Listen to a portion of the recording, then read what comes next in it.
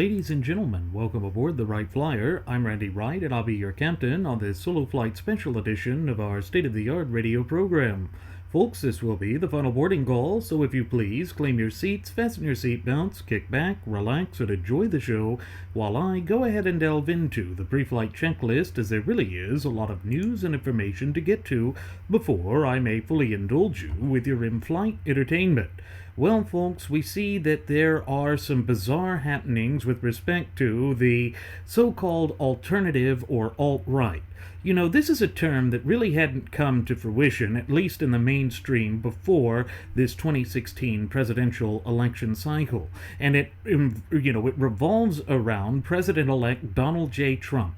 The alternative right, as we have explained on previous episodes of Radio Aviation Excellence, the Wright Flyer, has some rather dubious origins. Of course, when you sit there and say that you have an alternative right or an alt-right, it tells us that what they're trying to say is that there is no such thing as a traditional right, or else that they stand in stark opposition to what the traditional right stands for and represents. And of course, when you have that in mind, and when that comes to the forefront, it tells us exactly the sorts of problems that we will continue to encounter as this political cycle goes forth. The reason being is that the so-called alt-right has come forth and essentially stated that they are going to fundamentally redefine the gutless opposition party, or GOP. So what does that mean in the overarching grand scheme of things? What does it mean for the nation at large? Well, again, because the entire thing is going down a path that is one that just does not line up with, or does not correlate with, the current state of affairs with respect to conservatism, one that does not line up with all of those traditional attributes that we have taken for granted as being a quintessential aspect of the conservative movement. It tells me that what we see is a push to have conservatism redefined to fit some sort of old-fashioned, sort of European quote-unquote conservative model from the 1930s. Of course, that relates to fascism. Now, that's not to say that all of the alt-right engages in fascism or would be considered fascism, but they all have these differing aspects to who they are and what it is that they stand for and represent that is incongruous and incompatible with the traditional notions of conservatism as we know and love it in these United States of America. Because when you stop and think about it, conservatism is literally about conserving the system that we have. And that system that we have has been defined and mandated by the clear and concise language contained within the four corners of our shared United States Constitution. That is a critical attribute of what has propelled our nation to such lofty heights in her relatively brief yet illustrious history. Except that when it comes to the alt-right, they sit there and they disagree with the whole notion that we are based on the self-evident truths that Thomas Jefferson mentioned in the near-poetic language that he penned in the Declaration of Independence back in July 4th of 1776, namely, that all men are created equal and endowed by their Creator with certain fundamental and unalienable rights, that among those are life, liberty, and the pursuit of happiness. You see, what they want is to define the American national identity off of an old-fashioned style of tribalist approach.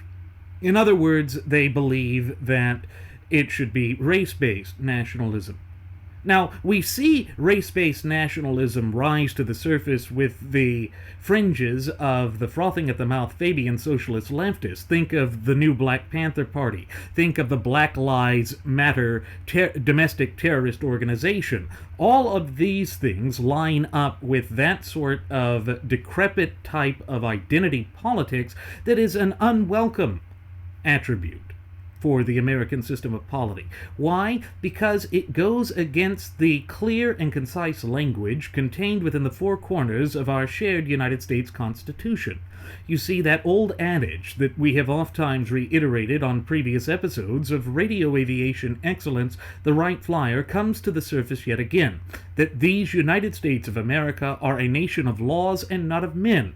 In other words, equal protection under the law and due process under the law are quintessential aspects of our national heritage, character, spirit, but above all, identity. And the fact that we are seeing this sort of machination arise on both sides of the political aisle should sound off the alarm bells and send up red flags for decent, hard-working, red-blooded American citizens throughout this land. It's because it shows that there literally is this attempt to force us to become something that we were never originally intended to be. In other words, they are trying to force us to become a decrepit thing that only should have been left to the rubbish bin of history where it so rightfully belongs. But what's happened over the weekend is something unique, something that we predicted would happen, because first of all, there seems to be a cooling off by the alt-right, who were some of the loudest and most well covered by the rank and file of the graduates of Pavlov's School of Journalism for the salivating mainstream media of Trump supporters. Recall that throughout the primary process, we knew that some of the alt-right elements had connections with the endorsement by David Duke, but these other nefarious attributes which we warned would be utilized by the left to try and paint all conservatives with a broad and stereotypical brush, thereby creating this image that we are somehow condoning this nefarious behavior. And Trump was rather tepid, if you recall, to distance and divorce himself from this sort of radical element because he wanted to have those votes. He realized that it would be critical to have that in conjunction with the crossover Democrats that voted for him throughout the primary process. Of course, what happened with Hillary Rotten Clinton was that she was just that worthless of a candidate. But to go into further detail with this burgeoning civil war that seems to be just kindling and igniting within the rank and file of the alt-right, as we like to call them here at Radio Aviation Excellence, the Wright Flyer, we see that there was a guy who has the Twitter handle of Baked Alaska. And it's interesting. There's a piece that was put out a couple of days ago on Mediate or Mediaite, that says the alt-right is in civil war after a prominent leader disinvited from pro-Trump Deploraball. Now, already we see how the internet beginnings of this movement has come forth with this sort of cutesy title for them. This cutesy sort of name of Deploraball that is, of course, a play on the basket of deplorables attack that Hillary Rotten Clinton had done during the campaign process. And so that was a term that they embraced, and they're still trying to be cutesy with it. But the reason that this prominent figure within the rank and file of the alleged alt-right or the alt-Reich was disinvited is kind of interesting. It goes to how he went to social media, much like the fearless leaders of the Lion Branch Trumpvidians who continue to congregate in their Trumpvidian tabernacles, and just bloviate and spew these sorts of just god-awful racist rants, such as the JQ, as they were calling it, the Jewish question. I mean, this is stuff right out of the neo-Nazi movement. This is trying to relive the disglorious days of Adolf Hitler and the Nazi Party, the National Socialist German Workers' Party. And again, it ties into the sort of mantra that Trump had been professing throughout the campaign trail of saying that we were going to transform the gutless opposition party, or GOP, into a workers' party. Of course, what sort of workers' party are we talking about here? We are talking about a socialist type, a nationalist socialist type. Because, as we know, one of the intellectual leaders of the alt-right, a Richard Spencer, had basically come forth and said that nationalism in the United States must be based on tribalism. In other words, based off of specific groups, going directly in contradiction of that old adage that the United States of America is a nation of laws and not of men, meaning equal protection under the law. Those things are clearly codified in the clear and concise language contained within the four corners of our shared United States Constitution. But Spencer didn't like that. In fact, he had been interviewed in the past saying that he just shuddered with rage or animosity when he remembered that Thomas Jefferson had penned the line that we hold these truths to be self-evident that all men are created equal. You see, the approach they're taking is that there must be a struggle. This comes kind of directly out of the blood and iron belief that Adolf Hitler made a central tenet of the Nazi philosophy and ideology that they adhered to when the party came to power in Germany back in 1933. It was a push to essentially say that life is a struggle. In fact, the very title of Hitler's blueprint, for lack of a better term, was Mein Kampf, My Struggle. Everything was about a struggle and survival of the fittest. It was essentially cultural Darwinism at its worst. And what they were trying to implement with that was to state that there was one race that was superior above all else, that it could accomplish something that no other race could, and that was that the so-called Aryan race, which really was kind of an Indo-European race, so it wouldn't have been the Nordic type of white Superman that Hitler and Himmler and the various other fascist ideologues within the Nazi Party would thought and were portraying to be the best type. But it tells us that it was based in a mythology. It was based in pseudoscience. And what they were hoping to accomplish was to start a cultural yet racial revolution within Germany itself. That is what the National Socialist German Workers' Party was all about. And it was a creed that they followed all throughout the war. In fact, they continued to divert men and materiel to keep those murder camps, the death camps of Auschwitz and Treblinka and all of the various other camps that existed in Poland and throughout German-occupied Europe, to continue the systematic and industrial scale slaughter, wholesale slaughter of the Jewish race. In fact, they were saying that his entire purpose was to annihilate the Jewish race in all of Europe. But they wouldn't have stopped there. They would not have stopped there because Hitler's ultimate goal was to eradicate the Jewish race across the world.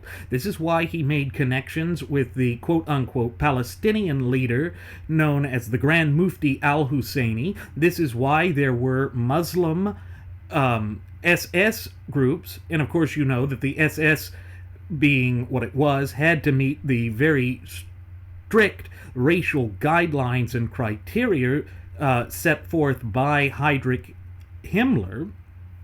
All of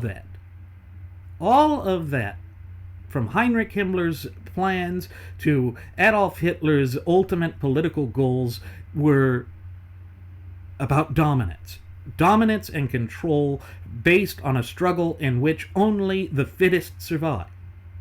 But we see that is directly contrary to the natural law tenets that underpin our shared United States Constitution, as well as our constitutionally endowed Federalist representative Republican form of government. And that is part of the reason why Richard Spencer and some of the others were trying to find a way to get around the Constitution. Deep down, they loathe and despise what the Constitution stands for because they realize that it stands in the way of the type of charlatanism and chicanery that they are attempting to unleash upon these United States of America and the true ultimate wielders of popular sovereignty, we the people. And so they too want to create this sort of racist, cultural, socialist revolution. You see, they have no problem with turning to a centralized government, an all-knowing, all-powerful, domineering central government, because again, that ties directly into the sort of struggle that they believe is at the center of the system of polity and geopolitics in general. And so they keep pushing for that, and they want to establish that as the primary impetus of how a system runs. But this whole alt-right thing is kind of interesting. I'm going to go to Griswold's article here, and he starts the piece with, "The alt-right erupted in a Civil War Monday after one of the movement's leaders was banned by another leader from appearing at the pro-Donald Trump Deploraball for his history of flirting with Nazism."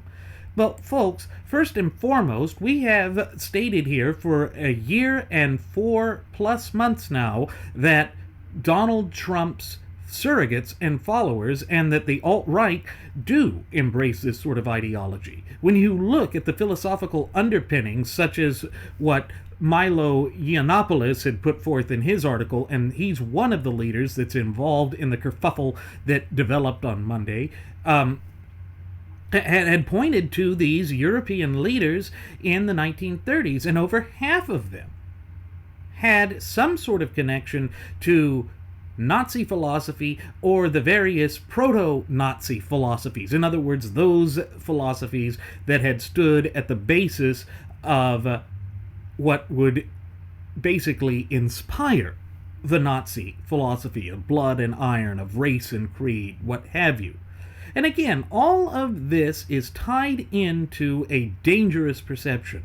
A dangerous misconception that, if it were to be adopted in the United States of America, would only lead to further degradation, further moral decay within this once thriving and flourishing representative republic and vibrant community of popular sovereigns of ours. And therefore, it's something we cannot afford to acclimate ourselves to and to allow to come into the forefront and the epicenter of American politics. And that's part of the danger that we tried to warn about with respect to the disillusioned conservatives just being whipped up into a raw emotional state of hysteria to such a degree that they would be highly susceptible to the dark and twisted machinations of these disparate forces. But the alt-right itself is sort of a phenomenon that has developed on the internet. Now, we know that the internet has always had this bit of a clash with, regular mainstream culture, common culture. And that's because it has an ability for people, at least at one point, to rather anonymously express their views without fear of retribution. And of course, as my first officer Jeremy Grapenton has oftentimes reiterated on previous episodes of Radio Aviation Excellence, the Wright Flyer, we have declared war on the two basic core principles of the frothing at the mouth Fabian socialist leftists, those twin cancerous doctrines of moral relativism and political correctness. And yes, the alt-right is manipulating this and taking advantage of this sort of uprising against those twin doctrines to try and manipulate that for their own purposes, to try and use that to push themselves into a stronger position than what they would otherwise have. Of course, that is something that works against us each and every time. That is something that we can ill afford to allow to come to fruition because, again, it goes directly against the grain of who we are as a nation and as a people. And in other words, that means that it is diametrically opposed to the Constitution, which, pursuant to Article 6, Clause 2, what is known in the common vernacular as the Supremacy Clause, is the supreme law of the land itself. The Constitution is our supreme law. And when you stop and think about it in an objective fashion, and you realize that our Constitution is the longest contiguous or uninterrupted running constitutional document in the entire course of human events, you see that what these people are trying to do is to discard that, discard that which has allowed us to reach such great heights, and to basically have us latch on to a system that failed. The Third Reich, as Hitler boasted, was supposed to last 1,000 years, but it only lasted about 12. And so it was an ultimate failure. And the fact of the matter is, with these voices being the loudest, they just add some sort of credence and credibility to the disgraced graduates of Pavlov's School of Journalism for the salivating mainstream media, saying, look, we can now, with some moral superiority, point to the conservatives in the United States and say they're racist. They have allowed themselves to be associated with these elements that are nothing short of a racist sort of ideology. And it's not just the idea that they are racist. It's not that they are couching the sorts of things that would be considered basically pro-Nazi or pushing for this sort of fascist ideology in the United States. They're not hiding it. They're not making it covert. They have come out in the open with it because they think that the revolution through Trump, this whole notion of going against the status quo, for lack of a better term, would allow them to hijack the revolution. Sort of how Adolf Hitler had hijacked the German Workers' Party, then renamed it the National Socialist German Workers' Party, and began his cultural revolution. And he tried to take over the Bavarian government with the Beer Hall Putsch back in 1923. And what we see is, I know that we played this on a prior episode of Radio Aviation Excellence, the Wright Flyer. In fact, several prior episodes, but it's on point for what I'm going to be discussing with this Baked Alaska character on Twitter who was disinvited from the quote-unquote Deploraball. So I'm going to go ahead and cue that up now, and then we'll discuss it in greater detail. Hail Trump! Hail our people! Hail victory!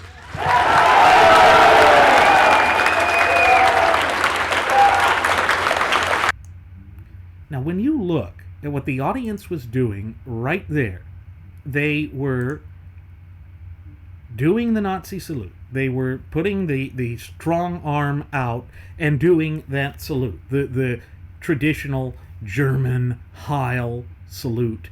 And, you know, Sieg Heil meant essentially hail victory. It's the same nonsense. It's the same nonsense we've seen before. And that was Richard Spencer. That was the intellectual leader whom I mentioned earlier had basically said that he was revolted by Thomas Jefferson penning that poetic language in the Declaration of Independence, that we hold these truths to be self-evident, that all men are created equal. You see, he is standing against one of the fundamental defining characteristics, one of the quintessential aspects of the United States of America, of who we are, both as a nation and as a people, and he is trying to promote something that we as a nation and people fought against and resisted in World War II. Both of my grandfathers were involved in the war effort. Both of them were trying to defeat these totalitarian despotic regimes, whether it was the Empire of Japan or Nazi Germany's Third Reich. These systems back then had proactively, without any type of incitement from the United States, engaged in war with us. You see, the Japanese had launched their surprise and unannounced attack on our Pacific Fleet moored in Pearl Harbor, and one day later, the German Der Führer, Adolf Hitler, declared war on the United States, unprovoked. Both of these enemies of humanity and of these United States of America had declared war on the United States without provocation. They were seeking to destroy us because they knew deep down inherently that our natural law tenets, that are immutable by their very nature, would stand in staunch and stark opposition to them. And therefore, they wanted to get the upper hand on us. You see, that is a danger that we cannot ignore. That is a danger that continues to play out. And the fact that these ugly elements are starting to rear their head in the United States of America again, some 71 years after the conclusion and cessation of hostilities of the Second World War, should be a reason for concern, pause, and alarm. And they think that they are working in a way that is going to benefit themselves and that will just be able to sweep over the true ultimate wielders of popular sovereignty in this once thriving and flourishing representative republic of ours, we the people. But the fact of the matter is, and the truth of the matter is, they will not be able to do that. They will not be able to fundamentally transform us away from being a constitutionally endowed representative Republican form of government and to abandon those time-honored values, traditions, and institutions that are quintessentially Americana. Because we still have the Constitution. And so long as true dyed-in-the-wool constitutional compositionists are willing to stand shoulder to shoulder in solidarity and unity against these people, then they will not have their day. But it is going to take a concerted effort on our part. It is really going to take a dedication by we the people to ensure that these sorts of diabolical schemes do not become the new established norm of these United States of America. And again, it ties into our duty, obligation, but above all responsibility in our capacity as the true ultimate wielders of sovereignty in America to proactively maintain and safeguard our fundamental and inalienable rights, which happen to be endowed to us by our Creator, who is none other than the God of nature himself. You see, the so-called alt-right, this alternative right, is literally trying to set forth a platform for fascism and for National Socialism within the borders of these United States of America. And that is clearly something that we cannot embrace, that we cannot allow. Because if you go back to what the great French philosopher Alexis de Tocqueville, who was an ardent admirer of America during her halcyon days, he said that socialism creates a soft despotism because it is essentially New Age feudalism where they attempt to micromanage the facets of our daily lives.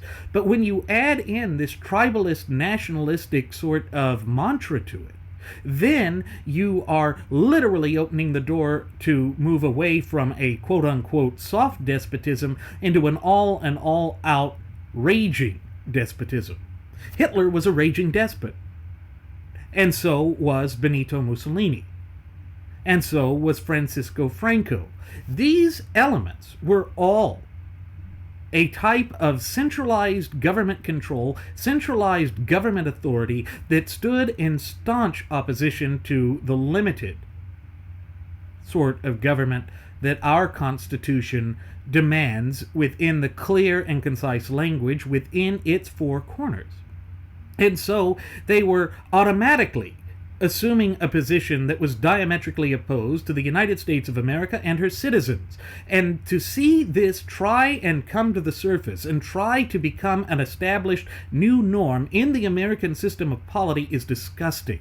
But I want to go back to that mediate argument. And here is what was said further. The argument seems to have begun when New York Magazine writer Jesse Singal pointed out that one of the headliners for the DC event with the Twitter handle Baked Alaska had a history of anti-Semitic and pro-Nazi tweets about the, quote, Jewish question, close quote. Now, folks, this is not the first time this sort of disgusting language has been utilized. Adolf Hitler, Heinrich Himmler, Hermann Goering, and Joseph Goebbels all used this language. That was how they wanted to talk about the systematic, industrial-scale, wholesale slaughter of the Jews in Europe. And they did so. And it was one of the most disgusting chapters of human history which stain still reverberates some 70 years after the fact. And recall that the Supreme Allied Commander, General Dwight David Eisenhower, said that he wanted the liberation of the camps to be filmed so that future generations could never forget the atrocities and the wholesale slaughter that occurred under the demonic regime of the Third Reich. That's something that we should place emphasis on. That is something that should never be forgotten, just because of how dangerous it was, and just because of the sheer, unadulterated horror and terror that it unleashed upon the civilized world.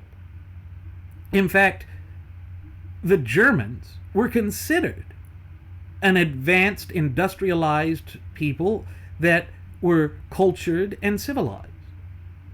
But they acted with such barbarous atrocity that they had basically allowed themselves to become nothing short of monsters.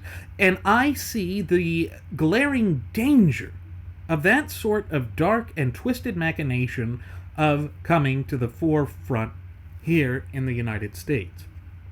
Now, we know that anti-Semitism has become one of the central talking points of current events as of late.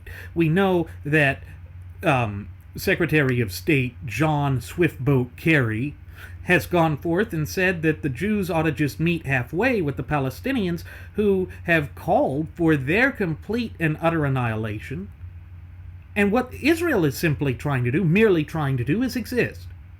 This has been the onslaught and the fight that has been ongoing since 1948. And the stance that the UN has taken is disgusting, because when you consider that the charter of that nation, the Jewish nation of Israel, was created by the UN in 1948. So we see that the UN is being inconsistent, but that is not surprising when you see the sort of frothing at the mouth Fabian socialist leftists that have taken control of it.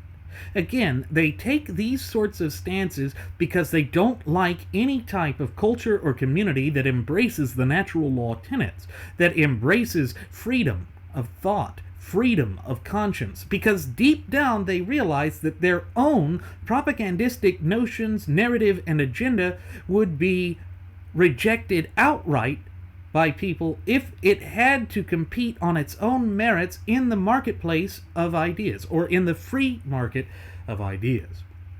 And this is where the alt-right, trying to assume the mantle of being right-wing, is so dangerous. Recall that one of the things we have oft-times lamented here at Radio Aviation Excellence, the Wright Flyer, is that when you embrace the lesser of two evils time and time again, you begin to witness a phenomenon where the nation's system of polity continues to steadily slide further to the left as we are incrementally poisoned, brainwashed, manipulated, and indoctrinated. We see that the frothing at the mouth Fabian socialist leftists have done this throughout the ivory tower of academia from coast to coast and border to border. They have dominated our information media sources and outlets, and now they are trying to say that all right-wingers are part of this racist sort of bigotry, for lack of a better term, or this sort of tribalist nationalism, when in fact nothing could be further from the truth. Because those of us who are true dyed-in-the-wool constitutional compositionists, meaning that we go back to the true original composition of the clear and concise language contained in the Constitution itself, do not advocate such a definition of nationalism. We do not advocate that as a true characteristic and attribute that we embrace or define ourselves with. Because we say that the only thing that defines us is our law, and, of course, pursuant to Article 6, Clause 2, the supreme law of the land is none other than our shared United States Constitution. And we already know that people like Richard Spencer, who I showed in that clip just a little bit earlier, giving those Nazi type of slogans and receiving the Nazi salute in response, has already said that he's against it, that he doesn't agree with it, that he thinks that that's bad. Then, when you recall that writers for Laura Incomp's life zet, like Edmund Kozak, try to go out and say that we are incorrect in placing our faith in the Constitution at all, and that we mistake it for perfection, that tells us exactly the type of mentality, this ardent, destructive, nasty, and ugly mentality that has become the hallmark of this burgeoning alleged alt-right movement. And so I'm not surprised to see that there is anger and bitterness developing within them, because they are now trying to do a public relations coup to ensure that they are not reacted to with complete abject dismissal, which is what they should rightfully be met with. That is the logical, the ethical even response to such a destructive and disgusting and grotesque sort of movement. But of course, we know that they have had so much time to develop for themselves this sort of veneer of acceptability. That's what they've been trying to do. That's what they've been working for. That's even why they devised the term alt-right. Now, there are those, the alleged social justice warriors on the left, who are saying that they should continue to utilize that language because it thereby makes it easier for their propaganda machine and narrative and agenda to try and paint all conservatives as fitting into that mold, when of course, again, nothing could be further from the truth. So we see these dangers are there, and they are not relenting. In fact, they only seem to be getting worse as we move ever closer to that pivotal date in which the reins of political power are supposed to peacefully transfer.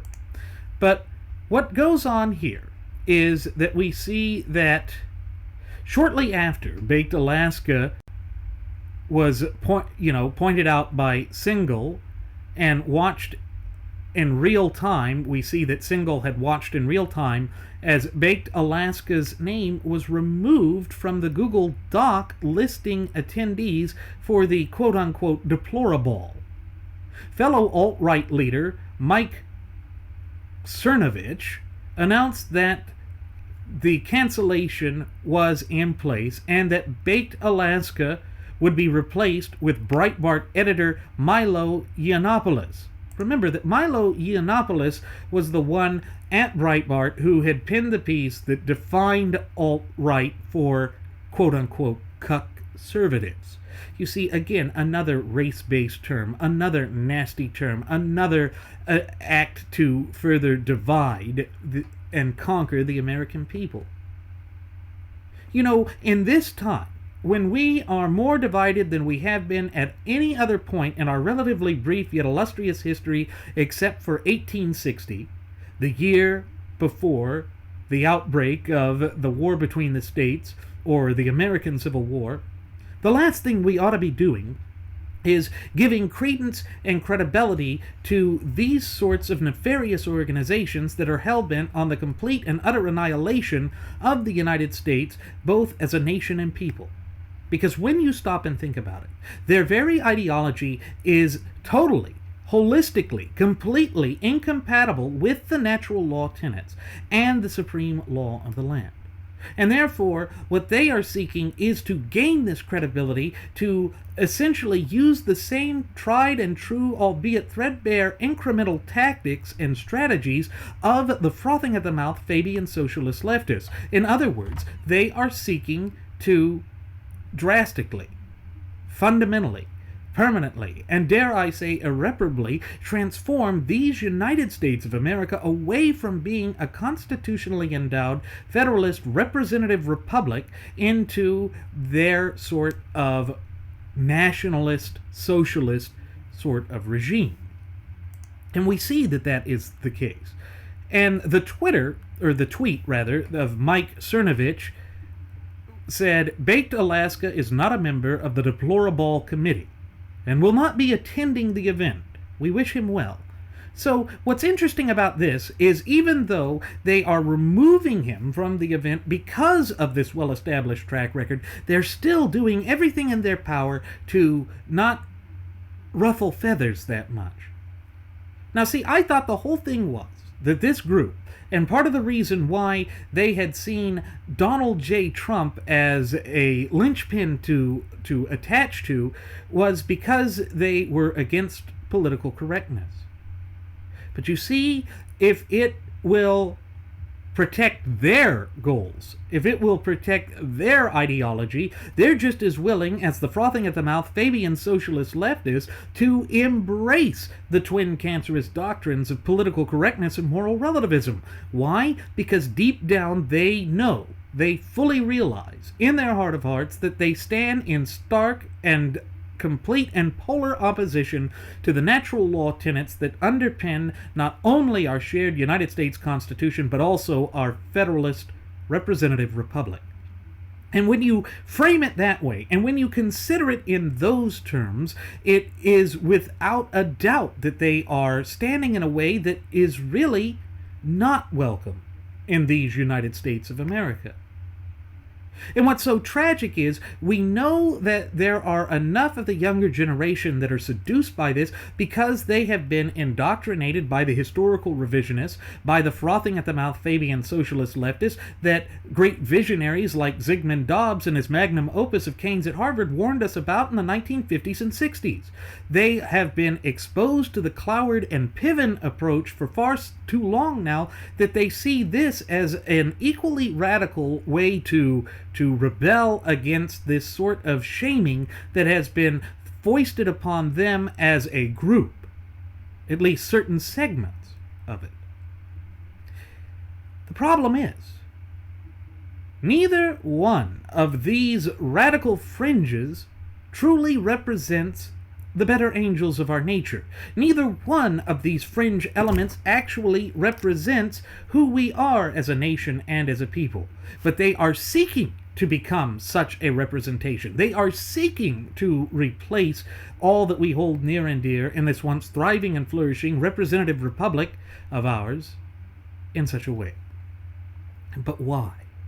It's because they believe that their version of totalitarianism, despotism, and authoritarianism is the right way.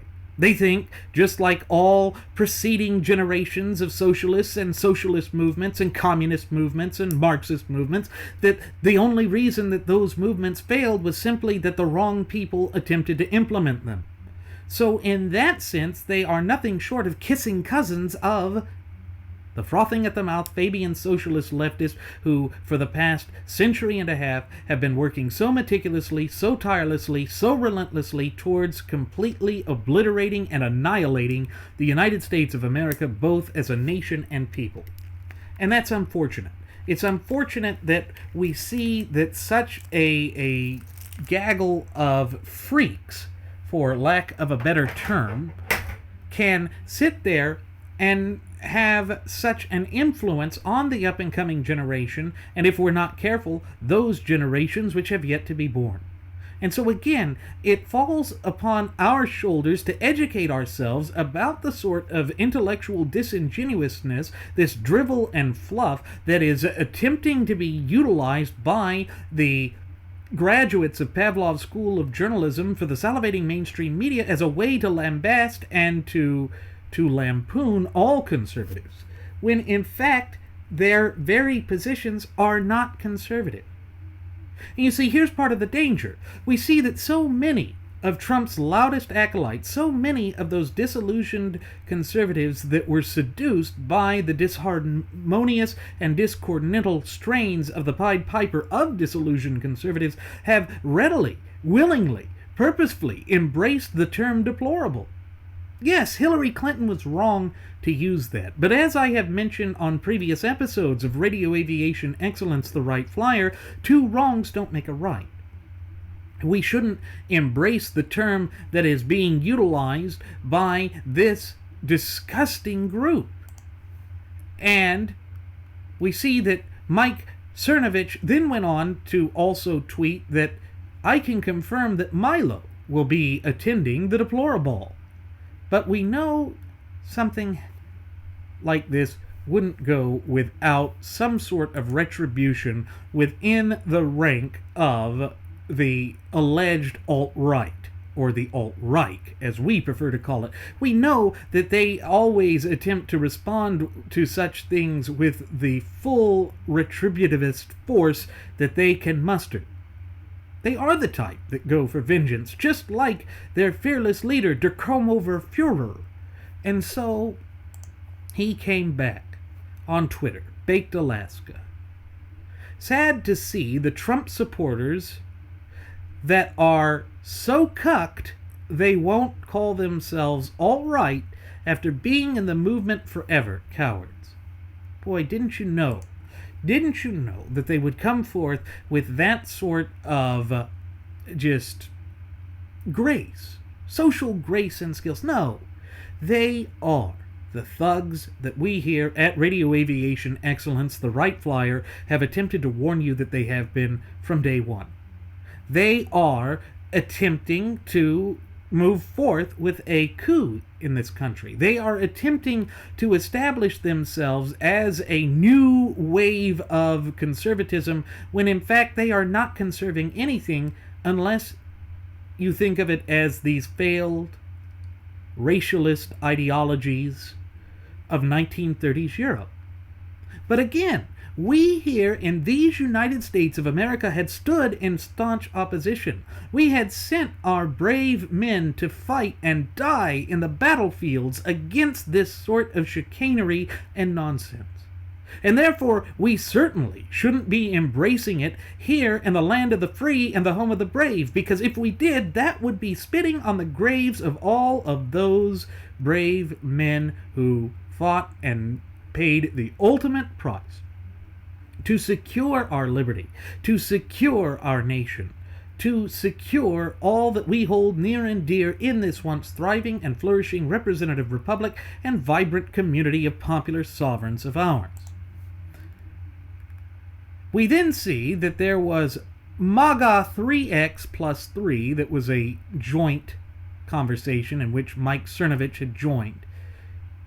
JQ, which, if you recall, means Jewish question. Stupid man, you are listed as featured guest. Effing act like it, man. No more F-ups. No Nazi salutes, no JQ bovine excrement, or don't have your name on the event. Whatever you want, man, your choice. This is not a discussion, by the way. This is an ultimatum. Handle your business. There is Mike Cernovich saying it's not a discussion, it's an ultimatum.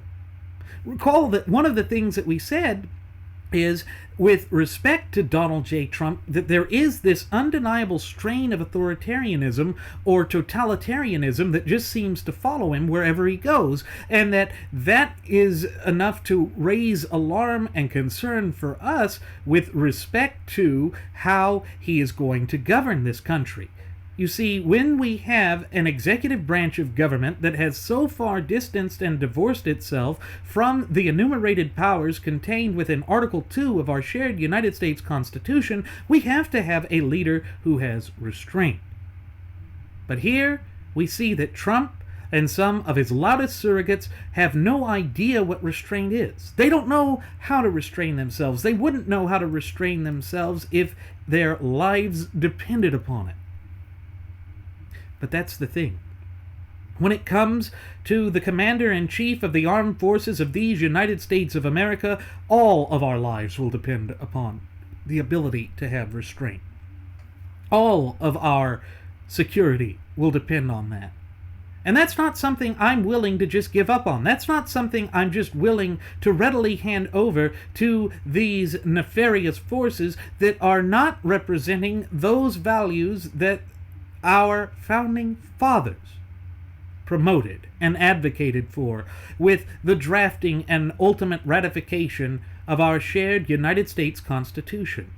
When you frame it in that light, and when you look at it from a logical point, championing the notions and principles of the natural law tenets that underpin our Constitution and our Republic, you see that you must stand in opposition to this sort of chicanery, that you must resist it with every fiber in your being, because it is threatening all that we hold near and dear in this country. And of course, that's by design. They call themselves alternative because they realize that they will never be accepted by those of us who want to go back to the original composition of the supreme law of the land, which is our shared United States Constitution. They realize that their positions and the things that they advocate for and that they promote are diametrically opposed to the clear and concise language contained in the four corners of the Constitution. And therefore, they have to find ways to belittle, to berate, to insult and attack us, such as cuckservative, that annoying term that they've come up with. But you know what? The light of truth is on our side. Everything that we hold near and dear in this country is based in the immutable natural law tenets, meaning they're just as applicable today as they were at the inception of our nation some 235 plus years ago, as God willing they will be some 235 plus years from today. They don't want to admit that there's anything like that. They want to make it based on penultimate concerns of racist tribalism. Now, why would we embrace that? Why would that be something we would consider as an overarching attribute and characteristic of this once thriving and flourishing representative republic of ours? The answer is that we don't. The answer is those things stand in staunch opposition of everything that we value here. And this civil war is just more signs of that. Then there's another tweet from Baked Alaska that says, "You can thank Mike at Cernovich for banning me from my own event for tweets. He seems to really care what the media thinks rather than his own." Well, of course he does, at least at that point, because this is the sort of thing that we warned would come to the surface. This is the sort of just wretched divisiveness that we said would be at the epicenter of those who are pushing to have a voice and to be heard as the ultimate supporters of Donald Trump. Now, we know that Richard Spencer, one of the intellectual figureheads of the alt-right movement, had come forth and said that he just saw Trump as a tool to get the alt-right's foot in the door. In other words, it wasn't really that they thought he would live up to everything, but that they could use him as a tool. That is the same mindset that the Nazis had with certain segments of society. It was certainly how von Papen thought that he could control Hitler and that they could use the Nazis to get their foot in the door. When you do that, you actually allow a greater, more destabilizing and destructive force to take center stage in the country. You begin to deliberately tear apart the edifice and structure of our representative republic, which is the longest lasting in the entire course of human events. You're essentially throwing the baby out with the bathwater. And you're doing it for your own selfish agenda.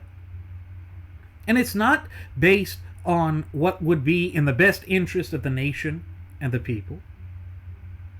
It is acting in a reactionary way, putting a foot forward to try and goose step down the mainstream aisle of politics to leave a permanent demoralizing mark on our system of polity. Now, those of us who champion the ideals contained within the four corners of our shared United States Constitution are horrified by this. It's a ghastly, grisly development, and one that we do not accept, nor will we tolerate it in our nation. We will resist this at every available and given opportunity because it is the very sort of thing that our grandparents, and in some cases our parents, fought against. Though World War II ended 70 years ago, As we have oft times reiterated on previous episodes of Radio Aviation Excellence, the Wright Flyer, it is much more difficult to kill an ideal. You can't kill an idea. And therefore, you must never allow your guard to be down. You must never allow yourselves to believe that you can be lulled into a false sense of security. Because as the great founding father Benjamin Franklin said, that those who sacrifice essential liberties for a fleeting sense of security deserve neither liberty nor security, and shall surely have neither. That is clearly something that we're facing right now. That is clearly one of those dangers that shows no signs of abating or backing away at any time in the near future. And it just cannot work. It cannot work for us. Why? Because it stands in staunch opposition to everything that we admire about this country. And you see, the supreme law of the land guarantees our freedoms. It guarantees who we are as a nation and as a people, and that means that we never back down, that we never relent, that we never surrender, that we never collaborate with or capitulate to these dark and nefarious forces that have no place in an open, honest, but above all free society like that of these United States of America. So I am not shocked, nor am I surprised that we see these divisions occurring. But when you see that they're talking about the Jewish question, the Holocaust denial, all of that nonsense, this is literally a group, an organization, and gaggle of people that we do not want to associate with. Because the moment we start to associate ourselves with it is the moment that we start to lose who we are. And that is something we just simply cannot afford to allow to come to fruition in this country. That is not something we should embrace. That is not who we are. And therefore, as we have so oft times reiterated on previous episodes of Radio Aviation Excellence, the Wright Flyer, we must foster that fluent and working knowledge and understanding not only of our shared United States Constitution, but also of our fundamental and inalienable God-given rights. Because that is what empowers us to stand up to these charlatans. That is what empowers us to say, no, you do not have the authority, the capacity, nor the wherewithal to define us either as a nation or as a people, and you will not fundamentally, drastically, permanently, nor irreparably transform our Constitution and our Federalist Republic into a frothing at the mouth Orwellian nightmare of a Fabian socialist leftist dystopia. Because we know that deep down this is what they want to achieve. We know that deep down this is what they will continue, just like the Fabians, to incrementally push for over and over again, and they will seek to try and camouflage it so that they can intermingle with the upper echelons of those who wield the reins of political power, the powers that be. But if we know about it, and if we continue to go forth and to warn about it and to resist it at every available opportunity, then they will never be able to permanently transform us. Because just as the natural law tenets are immutable in place with the Constitution, the righteousness of them are immutable as well. And therefore, you don't move away from it. You don't abandon it. You don't ignore it. You embrace the natural law tenets. You stand up for all that we hold near and dear in this once thriving and flourishing representative republic and vibrant community of popular sovereigns of ours. That is the only way we can ever hope to restore this nation back onto the path to prosperity. And therefore it means that we point out who these charlatans are, and that we stand in staunch opposition to all that they have attempted to cram down our throat and against our will.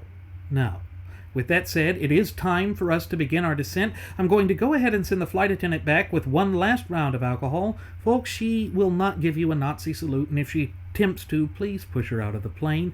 As always, I'm your captain, and I want to thank you for choosing to fly the Wright Flyer. Should you have any questions, comments, concerns, or even topic suggestions, please feel free to leave them either here in the comment section at YouTube, or on our Google Plus page, or our Facebook page. And on top of that, we invite you to follow us at Twitter with the Twitter handle at RadioAviationEX. One more time, folks, that's at RadioAviationEX, and there you will find the departure board that lists both my First Officer Jeremy Grapenton's and my own personal Twitter accounts, the Blogspot account where, yes, I've fallen behind, but we are going to have alternative links to the video as well as audio-only versions of our state-of-the-art radio program, and then you will find the Cafe Press account.